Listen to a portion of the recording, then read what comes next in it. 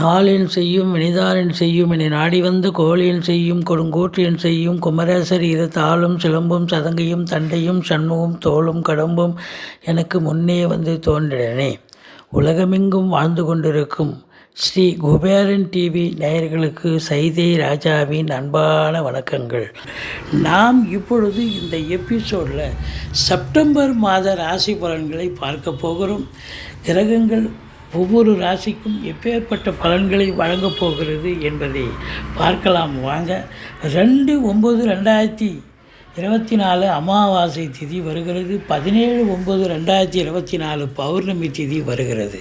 மகர ராசி காலபுருஷனுக்கு 10வது ராசி. சனி பகவான் ஆட்சி பெறும் வீடு. இப்பொழுது சனி பகவான் தனது இன்னொரு ராசியான கும்பத்தில் ஆட்சி பீடத்தில் இருந்தாலும் வக்ரகதியில் இருக்கிறார். இப்போது சனி பொறுத்தவரையிலையும், அதாவது எந்த ஒரு ராசிக்கும் ராசிநாதன் வந்தால் கொண்டாட்டம். ஆனால் சனி பகவான் இந்த மகர கும்ப ராசிகளுக்கு வரும்பொழுது ராசிநாதனாக இருந்தாலும் கூட கொண்டாட்டமும் இருக்குது, திண்டாட்டமும் இருக்குது. கொண்டாட்டம் என்பது ராசிநாதன் ராசிக்கு வருவது என்பது மாபெரும் சிறப்பு. அதாவது நீண்ட நாள் எண்ணங்கள் கோரிக்கைகள் நிறைவேறும், சாதிக்கக்கூடிய ஒரு தருணம், சமூகத்தில் பேரு புகழ் அந்தஸ்து கிடைக்கக்கூடிய ஒரு நிலை. இந்த ராசி அன்பர்களுக்கு உத்திராடம் 2, 3, 4 பாதங்கள், திருவோணம் அவிட்டம் 1, 2 பாதங்கள் உள்ளடக்கியது. இந்த ராசிக்கு 7.5 சனி போயிட்டுருக்கு அப்படின்னு நம்ம சொல்கிறோம். அதான் திண்டாட்டம். 7.5 சனின்னு சொன்னால் ஒரு 19 வயசுக்கு உள்ளே இருக்கிறவங்களுக்கு கொஞ்சம் கல்வியில் அதிகமான ஒரு ஈடுபாடு, ஒரு நிறைய மார்க்கு ஸ்கோர் பண்ண முடியாது. மற்றபடி 2வது சுற்று என்பது நல்லதே நடக்கும். வாழ்க்கை இதுதான், பாதை இதுதான், பயணம் இதுதான்னு வாழ்க்கையை செம்மைப்படுத்தி விட்டு போவோம். அதனால் சங்கடம் தீர்க்கும் சனி பகவானே மங்களம் பொங்க மனம் வைத்தருள்வாய், சச்சரவின்றி சனீஸ்வர தேவை இச்சகம் வாழ்க இன்னொரு தாத்தா. இந்த சுலோகத்தை சொல்லுங்கள். எள்ளெண்ணெய் தீபம் விட்டு வாருங்கள். சனீஸ்வர பகவானுக்கு தனி சன்னதி இருக்கும் கோயிலாக தேர்ந்தெடுத்து ஓரளவுக்கு தலைக்கு வர்றது தலைப்பாயிட போகும்.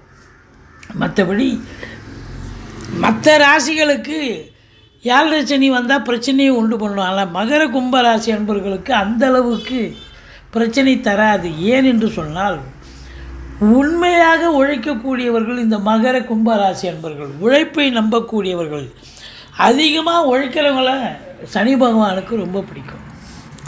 அப்போது ஓரளவுக்கு எந்த பிரச்சனையும் தலைக்கு வர்றது தலைப்பாயிட போகும். நீங்கள் சனீஸ்வர பகவானை வழிபாடு செய்யுங்கள். சமூகத்தில் பேரு புகழ் அந்தஸ்து உயரும், கொடுக்கல் வாங்கல் சிறப்பாக இருந்தாலும், அதாவது பண வரவு இருந்த போதிலும் கொடுக்கல் வாங்கல் இருக்கக்கூடாது. ஏன்னா சனி வக்ரமாக இருக்க. குடும்பத்தில் சண்டை சச்சரவு பிரச்சனைகள் வரும். 3ஆம் இடத்தில் ராகு பகவான் உபஜயஸ்தானத்தில் இருக்கிறார். ராகு பகவான் உங்களுக்கு அளப்பரிய பலனை தரக்கூடிய நிலையில் இருக்கிறார். எப்படி அப்படின்னு பார்த்தீங்கன்னு சொன்னால், உங்களை பொறுத்தவரையிலையும் உள்நாட்டு வாணிபம், வெளிநாட்டு வாணிபம், ஏற்றுமதி இறக்குமதியாளர்கள், ஷேர் மார்க்கெட்டில் இன்வெஸ்ட் பண்ணுறவங்க, ஸ்பெக்குலேஷன் பண்ணுறவங்க, ஆன்லைன் பிஸ்னஸ் பண்ணுறவங்க, ஹோட்டல் பிஸ்னஸ் பண்ணுறவங்க, இவங்களுக்கெல்லாம் சிறப்பான காலம்.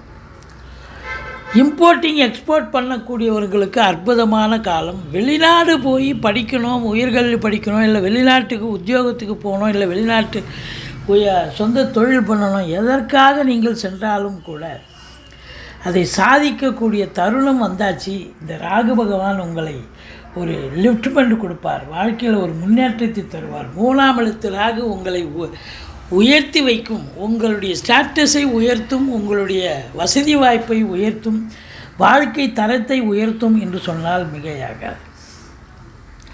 4ஆம் இடம் சனி பார்வையில் இருக்குது. 4ஆம் இடம் என்பது மாத்ருஸ்தானம். தாய்க்கு தேக ஆரோக்கிய குறைவு ஏற்பட்டு மருத்துவமனைக்கு அழைத்து செல்ல நேரிடும். தாய்க்கும் உங்களுக்கும், இல்லை தாய் வழி சொந்தங்களுக்கும் உங்களுக்கும் பகையுணர்ச்சி ஏற்படும், அது பகைமை ஏற்படும். மற்றபடி வண்டி வாகனங்களை வச்சு பொழப்பு நடத்துகிறவங்களுக்கு சவாரி கிடைக்கிற மாதிரி கிடைக்கும். ஆனால் பாதியில் நின்று போய் பழுதாகக்கூடிய செலவு ஏற்படும், மன உளைச்சல். அசையா சொத்துக்கள் மூலம் அதாவது செலவினங்கள் இருக்கும். ஏதாவது வீடு இருக்கும், ஷாப்பிங் காம்ப்ளெக்ஸ் இருக்கும். இப்போ பார்த்திங்கன்னா அது ஷட்ரு போயிடுச்சு, இது போயிடுச்சு, கொஞ்சம் மாற்றி கொடுங்க அப்படின்னு சொல்லுவாங்க. 4ஆம் இடம் அப்படின்னாலே உங்களுக்கு கல்வி ஸ்தானம். பிள்ளைகளுடைய கல்வி கூட அதிகப்படியான சிரத்தை தேவைப்படுகிறது. பிள்ளைகளுக்கு அதிகமாக படிக்கணும், படித்தா தான் தேர்ச்சி பெற முடியும். 4ஆம் இடம் உங்களுக்கும் வீட்டுக்கு மெயின்டெனன்ஸ்னு ஒன்று ஒதுக்கி வச்சுருப்பீங்க. அது பார்த்திங்கன்னா ஒரே வாரத்தில் காலி பண்ணிவிடுவீங்க.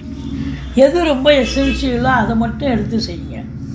இப்போது எலக்ட்ரிக் ஒயர் மாற்றணுன்னா எலக்ட்ரிக் ஒயர் மாற்ற எது ரொம்ப எசென்ஷியலோ அதை மட்டும் செய்யுங்க.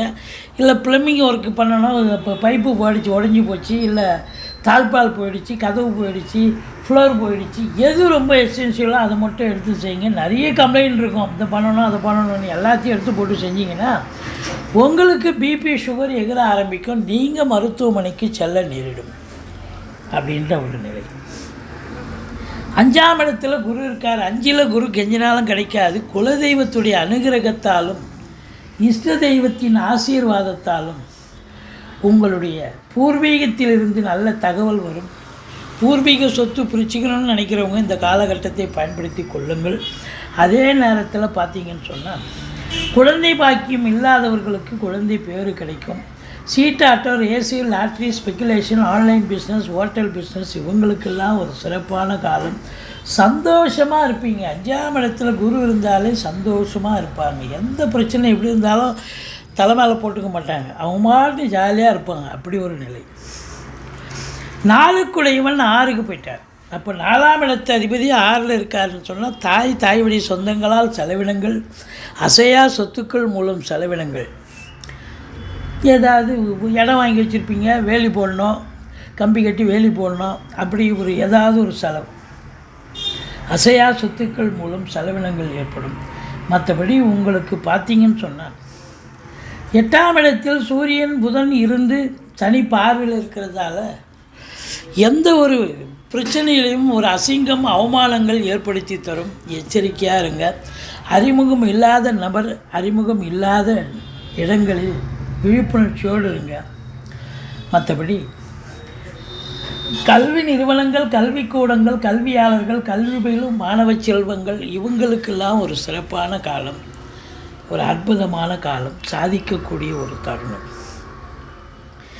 உங்களுக்கு 9ஆம் இடத்தை குரு பார்க்கிறார். 9ஆம் இடம் என்பது பாக்கியஸ்தானம். பாக்கியஸ்தானத்தை குரு பார்க்குறார். பாக்கியஸ்தானத்தில் சுக்கிரனும் இருக்கார், சூரியனும் இருக்கார், கேதுவும் இருக்கார், புதனும் இருக்கார். அதாவது 15 தேதிக்கு பிறகு.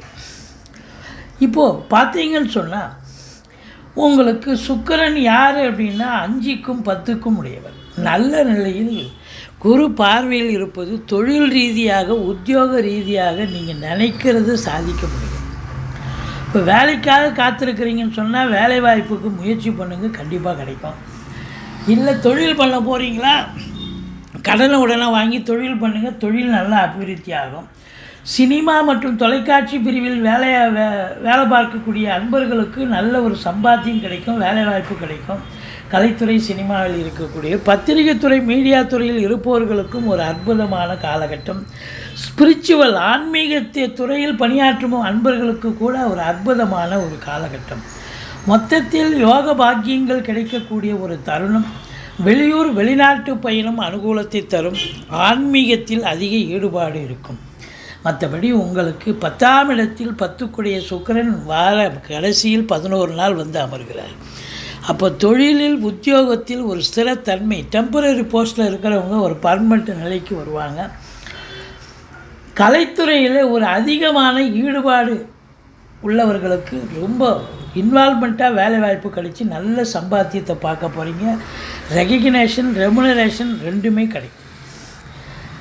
அது மட்டும் இல்லை, நிதித்துறை, நீதித்துறை, வங்கி, இன்சூரன்ஸு, ஃபைனான்ஸு, நகை ப்ரொடக்ஷன், அதாவது நகை உற்பத்தியாளர்கள் சேல்ஸ் பண்ணக்கூடிய இடம், துணி உற்பத்தியாளர்கள் துணி விற்பனை செய்யக்கூடிய இடங்கள், இவங்க எல்லோருக்கும் பார்த்திங்கன்னு சொன்னால் ஒரு அற்புதமான காலகட்டம் அப்படின்னு சொல்லலாம். 11ஆம் இடத்தை குரு பகவான் பார்க்கிறார். எண்ணிய செயல் ஈடேறப் போகிறது, தொட்டதெல்லாம் தொடங்கப் போகிறது, நினைத்த காரியம் கைகூடி வரப்போகிறது அப்படின்னு சொல்லலாம். மொத்தத்தில் பார்க்கும் பொழுது முதல் திருமணம் முறிவு ஏற்பட்டு 2வது திருமணத்திற்காக காத்திருப்பவர்களுக்கு நல்லதே நடக்கப் போகிறது அப்படின்னு சொல்லணும். உங்களுடைய நீண்ட நாள் எண்ணங்கள் அபிலாஷைகள் நிறைவேறக்கூடிய ஒரு தருணம் வந்தாச்சு அப்படின்னு சொல்லலாம். மொத்தத்தில் பார்க்கும் பொழுது இந்த மகர ராசி அன்பர்களுக்கு ஒரு 5 நாள் சந்திராஷ்டமம் வருதுங்க. ஆரம்பத்தில் 2, 3, 4 அப்புறம் கடைசியில் 29, 30 சந்திராஷ்டம நாட்கள் வர இருப்பதால் இந்த சந்திராஷ்டம நாட்களில் புதிய ப்ராஜெக்ட் எதுவும் பண்ணாதீங்க. வழக்கமாக செய்யும் பணிகளை செய்து வாருங்கள். மற்றபடி குறை ஒன்றும் இல்லை. நீங்கள் வணங்க வேண்டிய தெய்வம் அப்படின்னு ஈஸ்வரனை வழிபாடு செய்யுங்கள். முருகப்பெருமானை வணங்குங்கள். வாழ்க்கை வளமோடும் நலமோடும் அமையப்போகிறது. ஸ்ரீ குபேரன் டிவியை பார்த்தமைக்கு நன்றிகள். மேலும் இது போன்ற தகவல்களை தெரிந்து கொள்ள ஸ்ரீ குபேரன் டிவியை சப்ஸ்கிரைப் செய்யுங்கள். மறக்காமல் பெல் ஐக்கானை கிளிக் செய்யுங்கள்.